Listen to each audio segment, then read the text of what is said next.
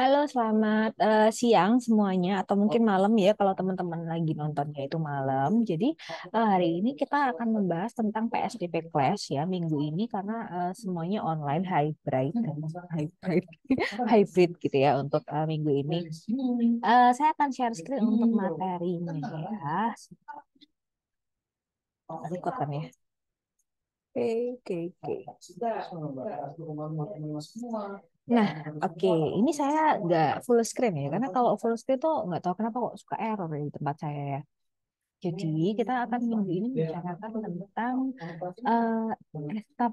establish pay structure. Jadi sebenarnya perusahaan itu kayak gimana sih cara-caranya mereka untuk membuat struktur gaji seseorang. Jadi kalau biasanya teman-teman tahu kalau misalkan saya tanya ke teman yang lain gitu ya, atau mungkin orang yang udah kerja, gajimu itu berapa? Gitu. Ada yang gajinya 3,5, ada yang gajinya 4,5, ada juga yang gajinya itu 7 8 sampai 10 gitu ya.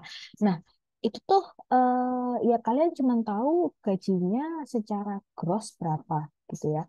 Tapi kalian nggak tahu gaji netnya dia berapa gitu ya. Misalkan ada juga loh orang yang gajinya itu 10 juta, tapi sebenarnya gaji pokoknya itu cuma 2,5 juta gitu. Berarti variabel-variabel lain di luar 2,5 juta itu apa?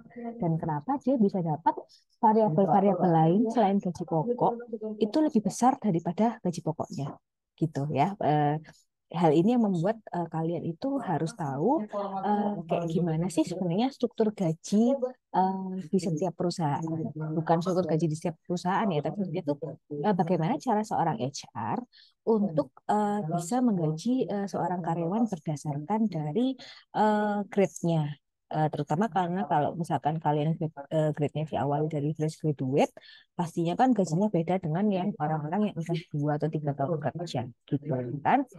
Kemudian gaji seseorang yang profesional atau yang pindah-pindah kerja itu pasti beda dengan gaji orang yang masuk di awal program kayak program ODP atau program NT. Itu kan pasti berbeda ya parameter awalnya gitu ya. Nah, jadi kali ini kita akan membahas tentang bagaimana cara atau sudut pandang HR dalam membangun sebuah struktur gaji. Oke, kita mulai. Nah, yang pertama adalah decision about pay. Jadi, sebuah keputusan untuk menggaji seseorang. Organisasi perlu merencanakan bentuk gaji setiap karyawan pada setiap pekerjaan mereka ya. Jadi setiap orang kan ketika kalian melamar kerja gitu ya ada yang namanya training ya kan kemarin kita udah sempat bahas tentang training. Nah di dalam training ketika ada offering ya itu kalian udah tahu tuh gaji kalian berapa. Misalkan gaji kalian itu gaji pokoknya 2,5, kemudian tunjangan transportasi itu 800.000, kemudian tunjangan telekomunikasi itu adalah 200.000. Kemudian kalau kalian tinggalnya di luar pulau ada namanya tunjangan kemahalan, misalkan di Balikpapan atau mungkin bahkan di Timika gitu ya di Papua ada tunjangan kemahalan yang mana tunjangan kemahalan itu pasti di Kalimantan sama di Papua itu pasti beda, pasti lebih tinggi Papua ya kan karena tergantung sama remote areanya, jaraknya itu berapa lama, seberapa kilometer jauhnya dari Jakarta. Kalau kantor pusatnya itu Jakarta ya. Nah, organisasi harus membuat keputusan terkait dua aspek dari pay structure, yaitu job structure dan juga pay level.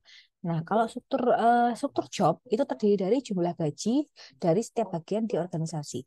Nah, kalau pay level adalah nilai rata-rata gaji termasuk bonus, tunjangan, dan gaji pokok yang harus dibayarkan di organisasi. Jadi ya, teman-teman, kalau misalkan teman-teman nanya sama teman-teman yang lain gitu, yang sudah kerja gitu, gaji di Pertamina berapa, gaji di Astra berapa, gaji di Bank BCA berapa, gaji di Bank Jatim berapa, itu yang kalian tahu itu adalah pay level ya, jadi gaji rata-rata gitu, yang mana itu termasuk bonus, tunjangan, dan gaji pokok yang dibayarkan oleh organisasi. Kalian kan nggak tahu struktur struktur gajinya itu kayak apa dan seberapa rumit dan apa aja variabel-variabel yang masuk dalam pay level tersebut, karena setiap variabel perusahaan itu beda-beda gitu ya. Nah, kemudian kita bicara tentang isu terkait cara seorang HR untuk membayarkan gaji seseorang. Jadi ada tiga hal yang menjadi parameter dari pembuatan sebuah struktur gaji ya. Jadi legal requirement ya, minimum wage itu kayak minimum UMR ya. UMR-nya itu di daerah tersebut berapa gitu ya. UMR di Jawa pasti beda dengan UMR di Kalimantan ya atau Sulawesi. UMR Sulawesi pasti juga beda dengan UMR Sumatera atau beda sama UMR Bali gitulah ya. Nah, kemudian juga market force ya. Jadi industrinya itu kayak gimana, yang dijual itu apa? Apakah dia produk retail, apakah produk F&B, ataukah produk jasa ya. Jadi marketnya itu mempengaruhi dari struktur gaji. Nah, kemudian juga organization goals, tentunya tujuan perusahaan ya terkait dengan visi misinya. Visi misi perusahaan ini mau jadi perusahaan nasional yang gede di nasional, atau mau jadi perusahaan yang gede di ASEAN, atau bahkan perusahaan yang multinasional ya, karena itu apa berhubungan dengan workforce ya, lingkungan kerja atau berat kerja gitu ya. Makanya teman-teman sering dengar sebuah requirement mampu bekerja di bawah tekanan ya nggak sih, sering kan dengar kalimat kayak gitu.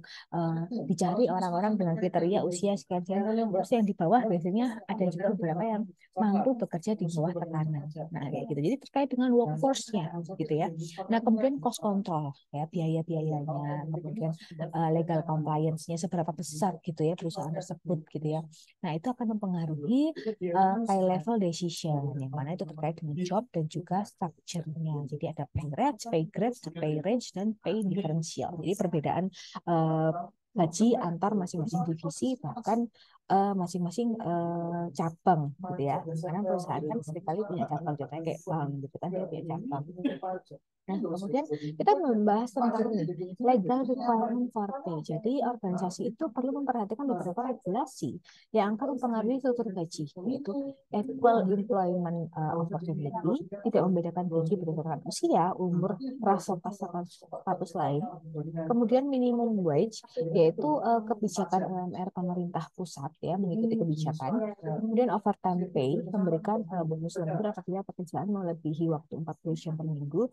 Child labor, melarang mempekerjakan anak di bawah umur ya, nggak boleh ya mempekerjakan anak di bawah umur ya.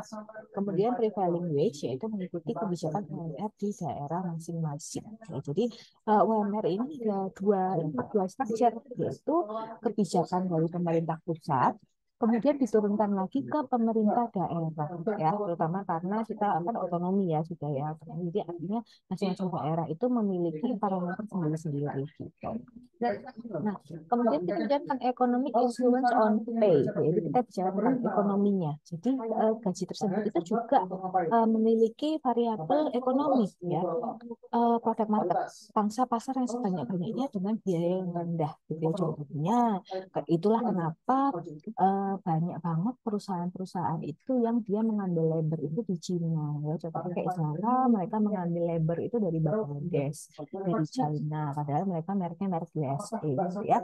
Tapi yang bikin itu adalah di Filipina. Ya kan ada tulisannya di bajunya itu kan made in Filipina, made in Bangladesh atau made in China gitu ya. Karena mereka mencari pangsa pasar sebanyak-banyaknya dengan brandingnya ya, produknya US ya, kain-kainnya itu kain dari diambil dari supplier yang terbagus gitu ya, tapi dengan biaya yang rendah ya, dengan biaya yang rendah dari ininya apa karyawannya. Kemudian labor market yaitu berkompetisi untuk mendapatkan sumber daya manusia terbaik dengan menyediakan gaji yang lebih baik dari standar yang ada ya, karena tentunya orang pasti akan lebih memilih gaji yang tertinggi yang bisa dia dapatkan dari industri tersebut. Kalau misalkan soal ini ya namanya ikut rekrutmen dari sebuah perusahaan. Kemudian pay level, deciding what to pay, menentukan level gaji yang diterima untuk setiap pekerjaan dengan melihat labor marketnya. Kemudian gathering information about market pay, yaitu melakukan benchmarking dengan kompetitor terkait gaji dari karyawan mereka, lalu menentukan gaji organisasi berdasarkan hasil gathering. Jadi gaji itu juga eh, sudah ditentukan oleh manajemen berdasarkan brainstorming antar mereka sendiri, plus juga dari brainstorming antar industri. Jadi misalkan kayak industrinya itu rokok gitu ya, Bismillah, Gudang Garam sama Sampurna ya, sesama industri rokok ya, itu mereka sudah punya pay level masing-masing ya, pay levelnya setara nih, jadi intervalnya sekian. Nah tapi tentunya beda, in the end di Sampurna tentunya pasti angkanya akan berbeda dengan di Bismillah, berbeda juga dengan di Gudang Garam. Karena apa? Produk marketnya atau market share-nya itu juga beda ya kan, market share-nya beda dong ya kan. Kemudian juga kebutuhan karyawannya juga beda, proses produksinya juga berbeda gitu ya. Jadi kebutuhan HPP-nya itu juga berbeda, ya kan, segmentasinya, levelnya itu beda. Jadi itu akan mempengaruhi gaji dari setiap orang yang bekerja di perusahaan tersebut. Nah, ada namanya judging fairness. Jadi karyawan akan membandingkan gaji mereka, dan pembandingan mereka biasanya melihat karyawan yang setara dengan pekerjaan atau lebih rendah. Jadi kalau di kata equity, harusnya karyawan si A sama si B itu harusnya sama. Kalau misalkan sama-sama operator contohnya ya. Jadi artinya gaji mereka itu pasti sama gitu ya. Nah, agak ceritanya adalah kalau misalkan pekerjaannya sama, job desk-nya sama, operator, tapi gajinya beda gitu ya, di luar lembur ya, di luar lembur dan insentif ya. Ada masalah apa gitu kan? Kenapa kok gajinya beda gitu ya? Meskipun itu juga bisa terjadi loh. Jadi teman-teman itu ketika nanti bertanya tentang gaji kepada seseorang itu harus hati-hati. Jadi kalau kita tanya ke gaji, karena gaji itu adalah hal yang private dan konfidensial ya teman-teman ya. Jadi artinya gini, misalkan gini, kalau misalkan orang ini sama-sama penjahit gitu ya, penjahitnya Zara gitu ya, harusnya gajinya sama karena mereka itu setara gitu ya, gajinya sama tuh ya kan, kecuali misalkan salah satu itu gajinya lebih tinggi karena mereka dia sering lembur gitu ya, dan memang ada structure lembur dalam gajinya dia gitu ya. Tapi akan berbeda lagi apabila sama-sama penjahit ya, si A sama si B sama-sama penjahit, tapi si B ini adalah penjahit yang dipilih sama Zara karena dibajak dari penjahit merek, penjahit baju misalkan apa nih? Penjahit baju misalkan dari Uniqlo gitu ya. Jadi Zara merasa penjahit ini harus saya tarik, harus saya ambil karena dia kerjanya bagus di Uniqlo, jadi ditarik gitu ya. Jadi artinya si penjahit ini memiliki grade yang sama dengan penjahit lainnya, tapi ditarik sama Uniqlo dengan dikasih harga yang lebih tinggi dibanding penjahit-penjahit Zara lainnya, karena si orang ini punya nilai tambah, nilai value yang berbeda dengan penjahit lain. Nah, itu bisa. Jadi itu hal ini bisa dikatakan unfair dari sisi penjahit A atau penjahit yang di Zara gitu ya. Tapi biasanya orang kalau diambil lewat jalur profesional ya atau kayak gitu, ditarik gitu ya, biasanya mereka tidak akan memberitahukan gajinya mereka berapa gitu, karena itu menyebabkan kesenjangan sosial gitu ya. Bisa jadi nanti hubungan mereka antar budayanya jadi nggak enak lagi gitu. Nah, kemudian kita bicara tentang employee judgment about pay fairness. Jadi communicating fairness. Jadi karyawan sangat mempedulikan jumlah gaji mereka, apalagi jika mereka mendapatkan gaji yang nggak sesuai. Apalagi mereka merasa tidak cocok, maka akan muncul beberapa omongan dari atas, sehingga manajer harus menjadi penghubung ke HR agar karyawan jelas mengapa mereka mendapat gaji segitu. Jadi kalau teman-teman lihat di tabel yang di bawah ya, contohnya nih ya, ada namanya compensable factor. Jadi contohnya job title-nya sistem analis gitu ya. Secara experience dia itu analis, secara education dia 10, secara complexity dia 85. Jadi dia berhak mendapatkan total senilai 210. Jadi artinya ini adalah faktor-faktor yang menjadi penilaian seorang HR kenapa orang tersebut itu mendapatkan gaji sekian. Jadi berdasarkan experience, berdasarkan education, dan juga complexity. Jadi kerjaannya itu kompleks nggak sih? Dia berhubungan dengan banyak orang nggak sih? Dia harus berhubungan dengan orang yang ada di atas dan di bawah nggak sih? Atau dia hanya berhubungan dengan orang yang ada di bawah-bawahnya dia atau vendor-vendor gitu ya? Ataukah dia kompleks atau bahkan semuanya, atau kerjaannya itu terintegrasi gitu ya? Kalau semakin kompleks tentu semakin mahal, ya kan? Kayak sistem analis gitu ya. Kenapa sih sistem analis ini rate-nya tinggi ya? Karena dia ternyata secara experience itu dibutuhkan orang yang experience-nya itu memiliki misalkan 2 tahun, 3 tahun atau 5 tahun gitu ya. Jadi dinilai experience. Kemudian educationnya lebih tinggi, misalkan harus harus orang-orang yang di data science gitu ya. Nah, kemudian complexity. Complexity karena apa? Datanya banyak gitu ya. Yang harus di pivot itu banyak. Setelah di pivot harus di coding lagi. Setelah di coding harus dianalisa. Namanya juga sistem analis gitu ya. Jadi artinya hasil akhirnya pun menjadi tanggung jawab mereka gitu. Nah, kemudian kita bicara tentang pay structure. Ada namanya pay rate. Jadi organisasi dapat menentukan pembayaran berdasarkan labor marketnya saat ini. Dan dilakukan juga survei untuk setiap pekerjaan terkait jumlah gaji yang sesuai. Nah, dapat dibentuk sebuah grafik untuk menentukan jumlah gaji yang sesuai dengan nilai dari pekerjaan. Jadi ini adalah grafik job evaluation point ya, di mana yang ini adalah mount salary dan ini adalah predicted salary versus actual salary gitu. Jadi prediksi orang-orang terhadap salary dari seorang sistem analis itu berapa dan juga actualnya di Indonesia ini berapa gitu caranya. Jadi kita tuh cari nilai untuk membuat rates atau membuat ya bahasanya itu rate cutnya orang dengan pekerjaan ini tuh berapa. Itu tentunya dilakukan itu nggak semena-mena. Jadi berdasarkan brainstorming dan juga kuesioner. Jadi kuesioner antar industri ya. Oh ya, saya lupa ngasih tahu ke teman-teman ya. Jadi orang HR itu mereka itu punya sistem internal mereka sendiri. Jadi semua HR yang ada di Indonesia itu terhubung dengan sebuah komunitas. Makanya kenapa kemarin ketika kita ngomongin soal pemecatan ya,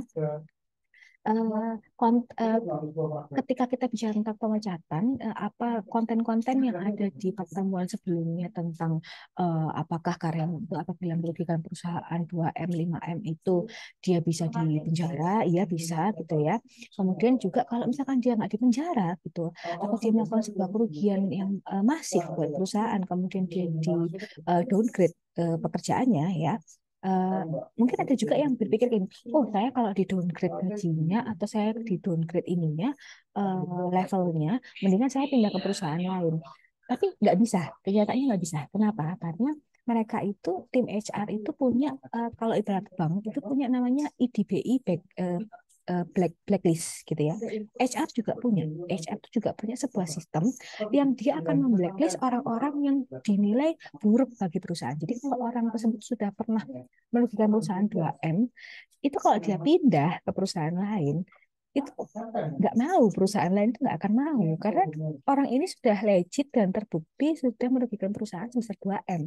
Makanya kenapa banyak orang yang lebih memilih di stay di perusahaan tersebut meskipun grade-nya diturunkan atau bahkan grade-nya nggak naik gitu. Jadi pindah perusahaan pindah perusahaan itu bukan hal yang mudah ya teman-teman. Jadi eh, jangan berpikir bahwa oke, saya bikin kerugian di perusahaan ini kemudian saya pindah ke perusahaan lain gitu ya untuk membersihkan nama baik, nggak bisa gitu karena HR itu punya namanya blocking list. Jadi ada sebuah sistem atau LMS gitu ya yang isinya adalah ya kita kita semua yang di generate dari KTP gitu kan, nim kita di generate dari KTP, dari pembayaran pajak. Nah itu kita akan di blacklist kalau misalkan kita memang punya apa image yang buruk bagi sebuah korporasi gitu. Oke, apa tadi sampai mana tadi? Oh ya, ini ada pay grade. Jadi sebuah organisasi besar dapat memiliki berbagai macam pekerjaan sehingga menentukan gaji dari setiap pekerjaan yang sangat sulit. Nah, kelemahannya adalah pengelompokan ini dapat berakibat gaji yang didapat tidak sesuai dengan labor market yang ditentukan. Nah, ini bisa jadi gitu ya. Jadi misalkan nih UMR di Jawa itu sekian gitu ya. Si misalkan nih Solo itu kan juga masuk Jawa, tapi bisa jadi Solo itu UMR-nya lebih kecil dibandingkan Semarang, misalkan kayak gitu, ya kan? Karena tergantung dari pengelompokannya. Gitu. Nah, kemudian juga pay range, ada namanya pay range. Nah, memang bisa baca sendiri ya. Beberapa hal di sini saya mungkin nggak ngebahas satu persatu banget gitu ya, karena nanti saya rasa teman-teman bisa baca sendiri dan udah relate gitu ya, udah bisa relate gitu. Saya akan banyak ngasih lebih ke study case atau menceritakan tentang hal-hal yang terjadi dalam struktur gaji. Nah, kemudian ini job evaluation point yang tadi. Nah, ini ada namanya pay diferensial. Pada situasi tertentu, organisasi menyesuaikan gaji untuk merefleksikan perbedaan dengan kondisi organisasi atau labor marketnya. Contohnya seperti organisasi meningkatkan gaji untuk karyawannya yang tinggal di Jakarta karena hidupnya lebih mahal. organisasi juga harus memperhatikan masalah terkait bagaimana penentuan diferensial untuk karyawan yang dipindah ke daerah dengan biaya hidup rendah. Gini, jadi ini berhubungan dengan tunjangan kemahalan, gitu ya. Kayak contohnya kalau teman-teman kerja di Sampurna atau di Astra, di Bank Mandiri, gitu ya, ada namanya tunjangan kemahalan. Jadi tunjangan kemahalan itu biasanya berapa ya? Bisa jadi itu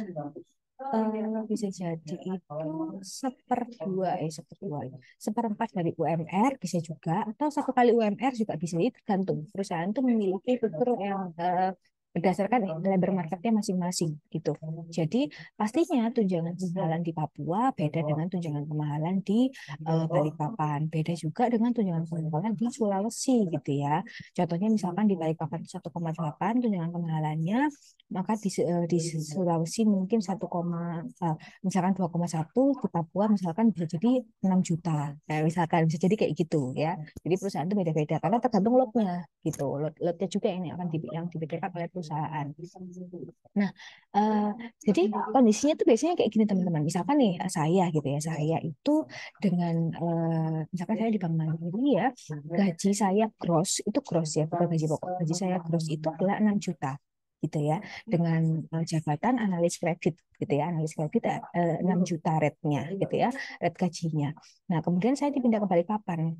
Nah, di Balikpapan itu ada tunjangan kemahalan tuh. Jadi 6 juta plus 1,8 juta. 1,8 juta itu adalah tunjangan kemahalan ya. Tapi kalau misalkan nih saya dipindah lagi ke Jakarta atau dipindah lagi ke Surabaya ya, dengan posisi sama nih, namanya mutasi kan. Berarti kan bukan bukan dipindah karena naik grade, bukan, tapi dipindah karena mutasi. Ya, biasanya kalau dipindah karena mutasi itu variabel gaji tidak terlalu besar perubahannya.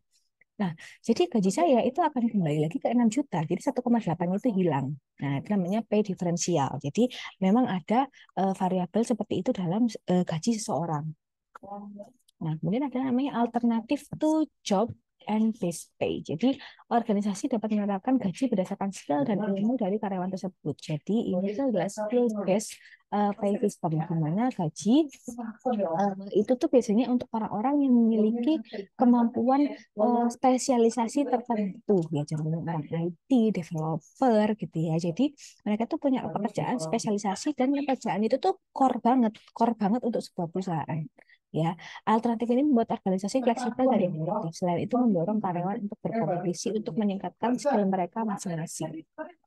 Nah, kemudian ada namanya pay structure dan actual pay. Nah, terkadang struktur gaji perusahaan dengan kebijakan pemerintah akan berbeda dan dapat mempengaruhi pemikiran karyawan terkait gajinya.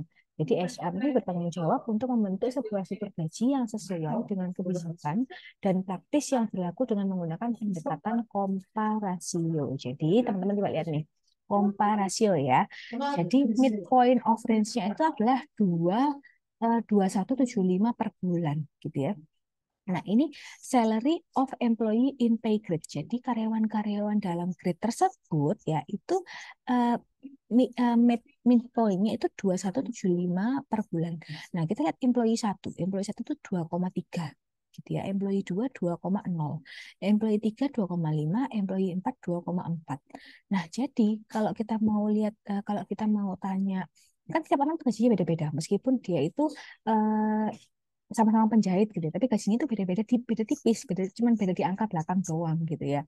Nah, jadi kita itu bisa cari average midpoint-nya. Jadi 2327,25 dibagi midpoint of range-nya gitu ya. Jadi hasilnya menghasilkan 1,07, di mana average salary, di mana nilai 2,3 itu didapatkan dari average gaji dari orang-orang ini gitu. Jadi average midpoint-nya itu adalah 1,07. Jadi masih relevan, masih oke, karena apa? Tidak timpang, gaji antar orang-orang ini tidak timpang gitu ya. Jadi mereka yang sesama grade itu tidak timpang gajinya gitu. Oke, nah oke, ini sudah sampai di bagian terakhir ya dari materi ini ya. Jadi teman-teman Untuk minggu ini, tugasnya very mudah ya, sangat-sangat mudah, tidak perlu e-learning dan lain-lain. Teman-teman cukup absen dan isi kolom komentar. Nah, isi kolom komentar itu sebagai tugas individu ya, teman-teman ya. Nah, berikan pendapatmu di kolom komentar dengan format, jangan lupa kelasnya kelas apa, namanya, NIM, dan juga answer. Jadi, pertanyaan saya simpel untuk dijawab di kolom komentar, yaitu apakah boleh fresh graduate nego gaji ke perusahaan? Dan jelaskan apa alasannya. Alasan apapun ya, misalkan jawabannya iya, boleh, atau jawabannya tidak boleh, jelaskan alasannya. Oke, kalau gitu teman-teman, saya harap teman-teman nggak ngecek ini ya, nggak pakai chat GPT atau di Google ya. Kalaupun pakai gitu, jelaskan secara dengan bahasa ini ya, bahasa manusia ya. Jadi kan kalau misalkan kita copy paste itu kan kelihatan ya bahasanya itu kok kayaknya bahasa artikel banget gitu ya, kan kelihatan tuh. Jadi saya lebih suka jawaban yang organik, yang benar-benar fresh dari pikiran kalian sendiri. Oke, kalau gitu terima kasih ya atas waktunya. Saya akan akhiri sesi kali ini and see you next week.